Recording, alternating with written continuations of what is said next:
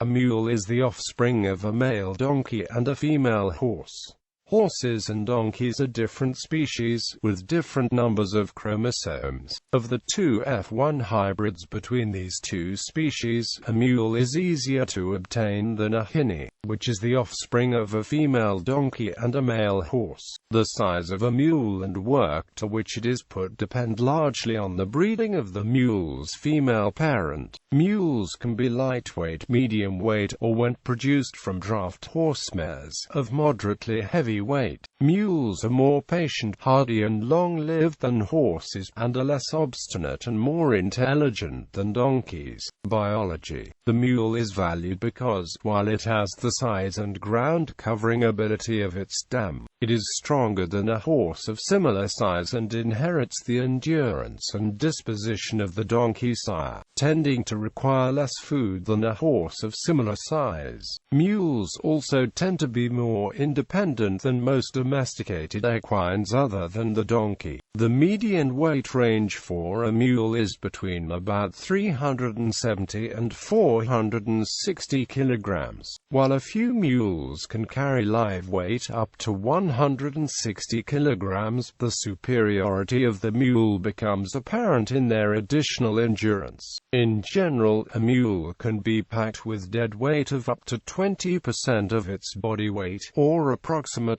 90 kilograms. Although it depends on the individual animal, it has been reported that mules trained by the Army of Pakistan can carry up to 72 kilograms and walk 26 kilometers without resting. The average equine in general can carry up to approximately 30% of its body weight in live weight, such as the rider. A female mule that has estrous cycles and thus, in theory, could carry a fetus, is called a molly or molly mule, though the term is sometimes used to refer to female mules in general. Pregnancy is rare, but can occasionally occur naturally as well as through embryo transfer. A male mule is properly called a horse mule, though often called the John mule, which is the correct term for a gelded mule. A young male mule is called a mule colt, and a young female is called a mule filly. Characteristics. With its short thick head, long ears, thin limbs, small narrow hooves, and short mane, a mule shares characteristics of a donkey. In height and body, shape of neck and rump, uniformity of coat and teeth, it appears horse-like. The mule comes in all sizes, shapes and conformations. There are mules that resemble huge draft horses, sturdy quarter horses, fine-boned racing horses, shaggy ponies and more. The mule is an example of hybrid vigor. Charles Darwin wrote, "The mule always appears to me a most surprising animal, that a hybrid should possess more reason, memory, obstinacy, social affection, powers of muscular endurance, and length of life, than either of its parents, seems to indicate that art has here outdone nature." The mule inherits from its sire the traits of intelligence, sure-footedness, toughness, endurance, disposition, and natural cautiousness. From its dam it inherits speed, conformation, and agility. Mules exhibit a higher cognitive intelligence than the parent species. This is also believed to be the result of hybrid vigor, similar to how mules acquire greater height and endurance than either parent. Handlers of working animals generally find mules preferable to horses. Mules show more patience under the pressure of heavy weights, and the skin is harder and less sensitive than that of horses, rendering them more capable of resisting sun and rain. The hooves are harder than horses, and they show a natural resistance to disease and insects. Many North American farmers with clay soil found mules superior as plow animals. A mule does not sound exactly like a donkey or a horse. Instead, a mule makes a sound that is similar to a donkey's but also has the whinnying characteristics of a horse.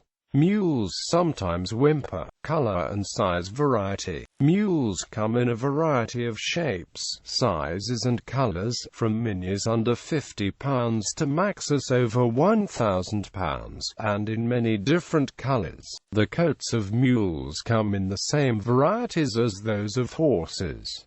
Common colors are sorrel, bay, black, and gray. Less common are white, roans, palomino, dun, and buckskin. Least common are paint mules and Bianos. Mules from Appaloosa mares produce wildly colored mules, much like their Appaloosa horse relatives, but with even wilder skewed colors. The Appaloosa color is produced by a complex of genes known as the leopard complex. Mares homozygous for the LP gene bred to any color donkey will produce an Appaloosa colored mule. Distribution and use. Mules historically were used by armies to transport supplies, occasionally as mobile firing platforms for smaller cannons, and to pull heavier field guns with wheels over mountainous trails such as in Afghanistan during the Second Anglo-Afghan War. The Food and Agriculture Organization of the United Nations reports that China was the top market for mules in 2003, closely followed by Mexico and many Central and South American nations. Fertility. Mules and hinnies have 63 chromosomes, a mixture of the horse's 64 and the donkey's 62. The different structure and number usually prevents the chromosomes from pairing up properly and creating successful embryos, rendering most mules infertile. There are no recorded cases of fertile mule stallions. A few mare mules have produced offspring when mated with a purebred horse or donkey. Herodotus gives an account of such an event as an illumine of Xerxes' invasion of Greece in 480 BC. There happened also a portent of another kind while he was still at Sardis. A mule brought forth young and gave birth to a mule, and a mule's giving birth was a frequently recorded portent in antiquity, although scientific writers also doubted whether the thing was really possible. As of October 2002, there had been only 60 documented cases of mules birthing foals since 1527.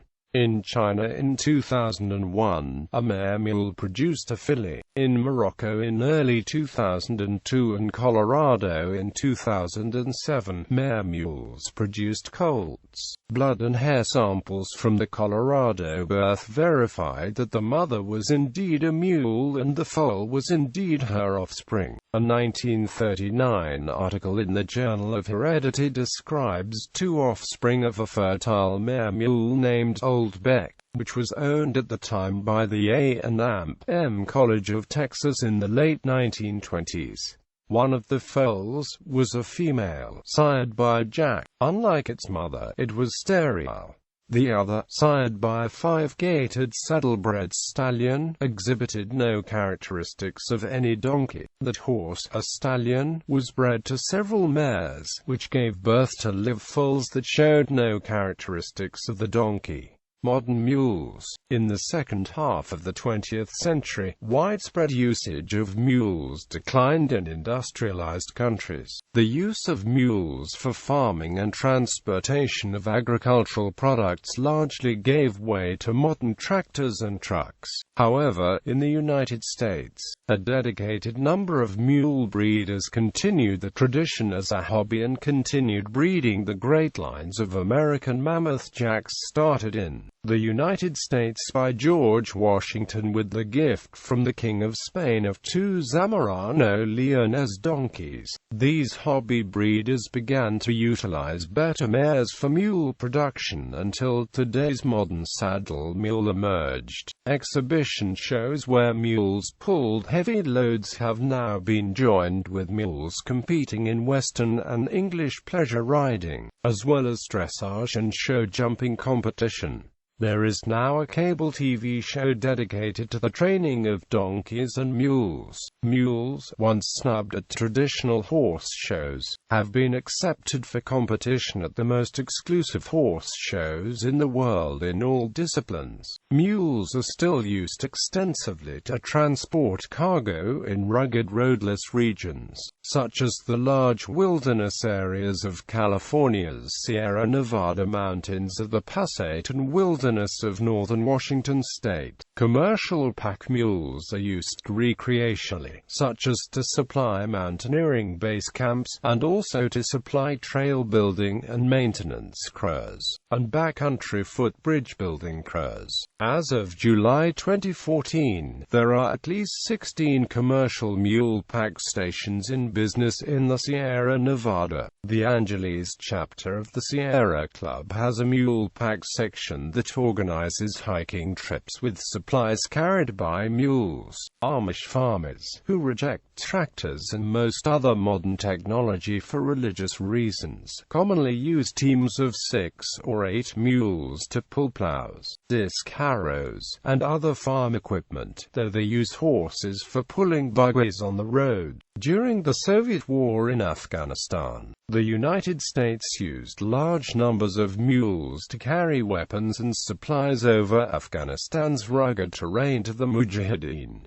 Use of mules by U.S. forces has continued during the war in Afghanistan, and the United States Marine Corps has conducted an 11-day animal packers course since the 1960s at its Mountain Warfare Training Center located in the Sierra Nevada near Bridgeport, California. Mule train. A mule train is a connected or unconnected line of pack mules, usually carrying cargo. Because of the mule's ability to carry as much as a horse, the trait of being sure-footed along with their tolerance of poorer coarser foods and abilities to tolerate arid terrains, mule trains were common caravan-organized means of animal-powered bulk transport back into pre-classical times. In many climate and circumstantial instances, an equivalent string of pack horses would have to carry more fodder and sacks of high-energy grains such as oats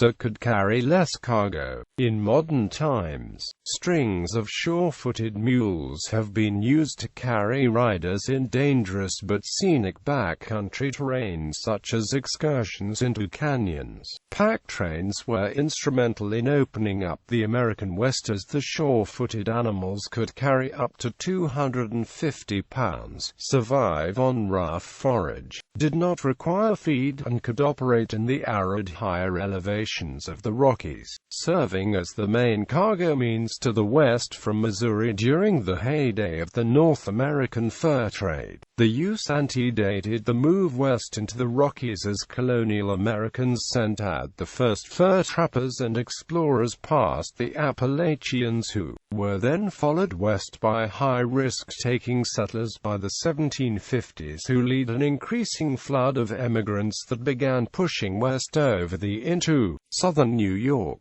and through the gaps of the Allegheny into the Ohio country, into Tennessee and Kentucky before and especially after the American Revolution. Mule trains have been used as working portions of transportation links as recently as 2005 by the World Food Program. In the 19th century, 20 mule teams, for instance, were teams of 18 mules and 2 horses attached to large wagons that ferried borax out of Death Valley from 1883 to 1889. The wagons were among the largest ever pulled by draft animals, designed to carry 10 short tons of borax ore at a time. Mule clone. In 2003, researchers at University of Idaho and Utah State University produced the first mule clone as part of Project Idaho. The research team included Gordon Woods, professor of animal and veterinary science at the University of Idaho, Kenneth L. White, Utah State University professor of animal science, and Dirk van der Wal, University of Idaho assistant professor of animal and veterinary science. The baby mule, Idaho Gem, was born May 4. It was the first clone of a hybrid animal. Veterinary examinations of the foal and its surrogate mother showed them to be in good health soon after birth. The foal's DNA comes from a fetal cell culture first established in 1998 at the University of Idaho. Gallery.